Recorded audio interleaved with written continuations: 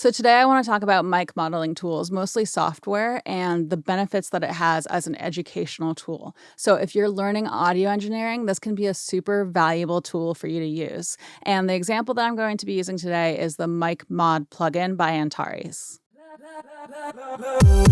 So the example session that I'll be using today is for a song that we're currently calling Honestly. It's a work in progress, so it's not yet released, but it's a song that I'm working on with my duo partner, Evan Diamond, for our group, our duo called Clantz and Imes. So I'll put a link in the description below to our music, but this one is not yet released. And I'm using this as an example because for these vocals here, we recorded them using something called the Coles 4038 microphone. So it's a ribbon microphone.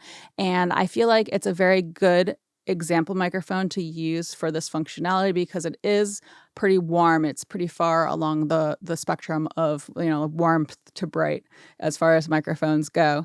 And it's also one of the microphones that is within the Mic Mod plugin. Now I'm using the Mic Mod plugin as an example because I own it, I have access to it, and there's actually a good amount of variability in terms of pricing with these options that are on the market. So depending on your budget, you can go for whichever is the most appropriate for you. So for example, this Mic Mod plugin that I'm about to show you starts at about $2 per month currently, and that is as of October 2023.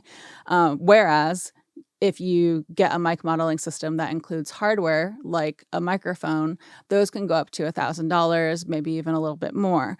So some of the other options that are available on the market include the VMS Slate, for example, Universal Audio Sphere, which was previously owned by Townsend Labs.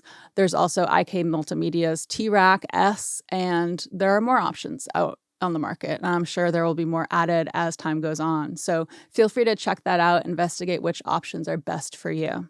Now, with that said, when we're teaching students music tech concepts, there tend to be two big stumbling blocks that we'll run into. One is the student's ability to develop critical listening skills, develop the ability to hear certain things that we're communicating about in the music tech world. And the other issue is accessibility. So music tech equipment can be extremely, extremely expensive. And without access to these things, it can be very hard for the student to develop the skills that they need. But what I think of as the main goal when we're trying to overcome these stumbling blocks and give these students these skills is to help them bridge the gap between the technical knowledge that we give them and the creative decisions and creative actions that they'll make while they're working on music in the future when they're following their music journey. Now, mic modeling comes into play when we teach students about microphones specifically. So in the microphone world, there are a range of different microphones that an engineer or a producer can choose from. And often the mic choice that we make is a creative decision,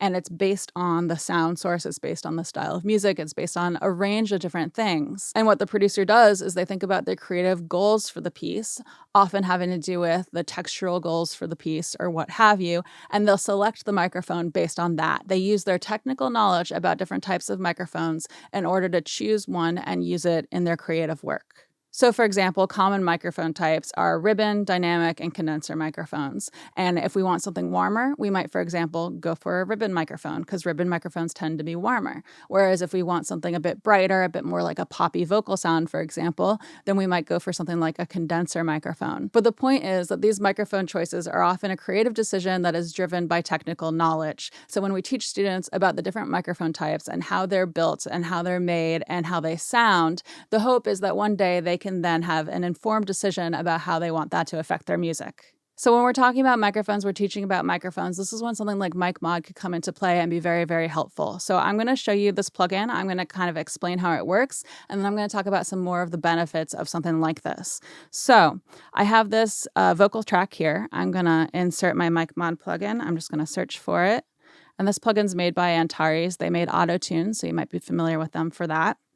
And you'll notice on this plugin, it's fairly simple. There's an input and an output section. So you have your source mic and your modeled mic. So that's input audio, output audio, basically. What I'm going to do is I'm going to play this audio so you can hear it before the plugin has affected it. So I'm going to bypass this just in case. I'm going to jump to where the vocals come in, and I'll play it in context, and then I'll solo it so that we can hear it with a little more detail. So I'm going to hit play. Could you tell me that this is enough? Just a good feeling. And what I've done is we've recorded this ribbon microphone. We knew it was going to be very warm. We did it kind of as an experiment, and I've added some brightness here. So I'm just going to bypass the two plugins that I have that are adding brightness here. So let's hear it without the brightness added. Could you tell me that this is enough?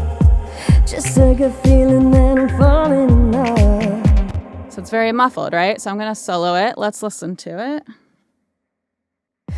Could you tell me that this is enough? Just a good feeling that I'm falling in love. Okay.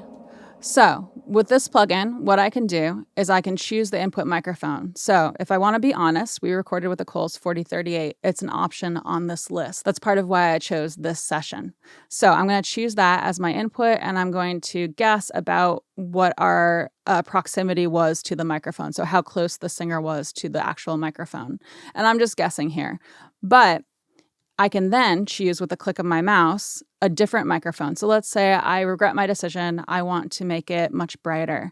I could go and choose the Neumann U87, which is a microphone a lot of people might be familiar with. It's a much brighter microphone than the Coles. And now I'm just going to choose a proximity value here. That's approximately what I would ask a singer to do if they were in the booth with this microphone. So now what this plugin is going to do is it's going to neutralize the effect of the Coles 4038 on this audio, and then it's going to map the effect of the Neumann U87 onto the audio, making it sound as if it was recorded with a U87. So let's hear with and without. So as I play, I'm going to click on this bypass button, and if it is lit up orange, that means the plugin is bypassed and we're hearing the original Coles 4038 sound.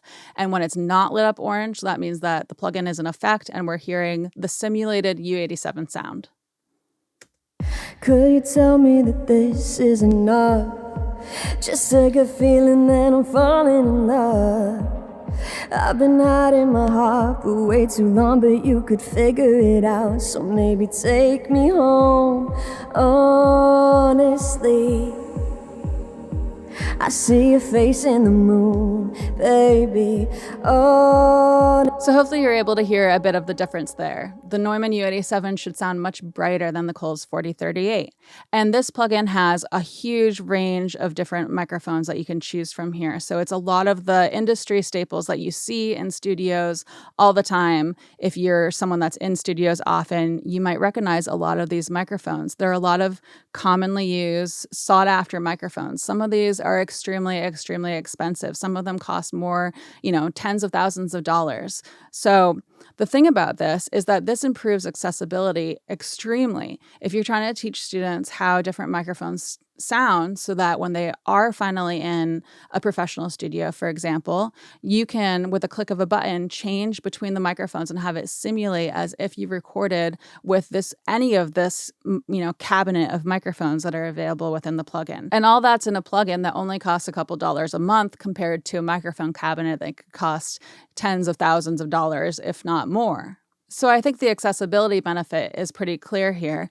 The other part of it is, this microphone, the Coles 4038, this is not an inexpensive microphone. But if, for example, in your classroom or in your studio, if you're someone learning yourself, you only have access to something like a 57 or a 58, these microphones are great microphones. We use them in commercial studios all the time, but they're more on the affordable side, right? They're about $100 a pop.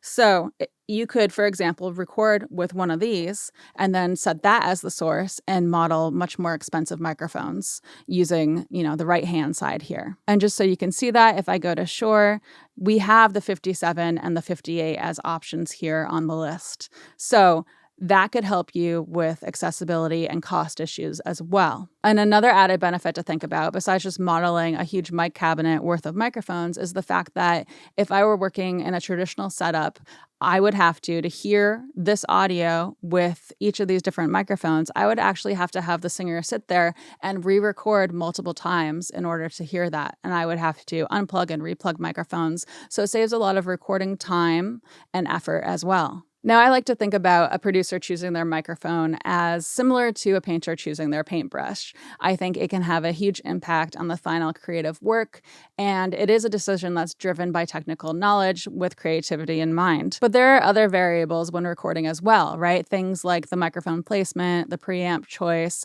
and how the preamp is set, for example. And this plugin specifically actually does have some features that allow students to explore those effects as well. So for example, with proximity, you're simulating how close the sound source is to the microphone. And we'll notice, I'll play it here in a second, but as you crank up the proximity on this plugin, you'll hear more of the proximity effect, which is when we hear more of the low end of the sound source. So we can teach students about how that works and then allow them to explore it and hear it and learn to critically listen and hear for these differences using this tool, right? So let me hit play. Could you tell me that this is enough? Just a good feeling that I'm falling in love. I've been hiding my heart for way. Can also teach them about distortion with it, right? And the same thing here with the tube saturation slider. If we're trying to teach students, or if we're someone learning ourselves and we want to learn how tubes affect the sound, we can crank it up and have it simulate sound going through tubes at different levels. Too long, but you could figure it out. So maybe take me home. Honestly, I see your face in the moon, baby. Oh. So we could hear some of that analog saturation, that analog distortion as I cranked it up going through the tube saturation option. And the same thing applies for choosing different polar patterns for our microphones. If we're teaching students about polar patterns, it's beneficial to be able to emulate the different polar patterns that a microphone might have. So this only lights up if a microphone actually has different polar patterns on it. But when it does light up, you can then simulate it as if you're using the actual microphone. Same thing with the low cut option. So that's about all I wanted to say here. If you're an educator teaching music tech or music production, or if you're someone learning music tech and production, something like this can be very helpful towards learning more about different microphone types and how they behave and how they work. I think that MicMod and other mic modeling systems can be a very valuable classroom tool, whether you're a formal music educator or maybe you're just someone looking to learn more about music production and music tech. I also think it can definitely help alleviate a lot of accessibility issues that we have in the space, and it gives students a great experiential learning opportunity that they might not otherwise have or have access to. So check it out. So that's about it for today. Thank you so much for hanging out. I come out with new videos every Wednesday. All that other stuff, please check out the links in my description. Check out my Patreon, blah, blah, blah. Hope you're having a good one. Bye. Okay. So I'm going to go do some research for grad school. So I went through this recently. This seems pretty interesting. I haven't read every word, obviously, because I've just been kind of skimming through things, trying to get info for my research. But I'm also going to read this one. And this one was hard to find. Actually, both of these were kind of hard to find, but I did find them. I think I ordered one of these. I ordered from a Goodwill, and I was very happy with that. So, yeah. Okay, bye.